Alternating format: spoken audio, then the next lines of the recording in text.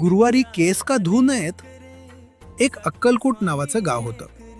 त्या गावात एक श्रद्धाळू बाई होती.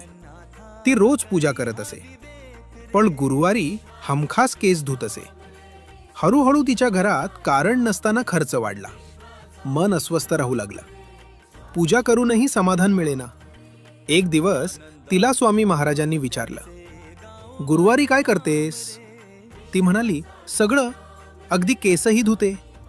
स्वामी हसले आणि म्हणाले, गुरुवार हा गुरुचा दिवस आहे.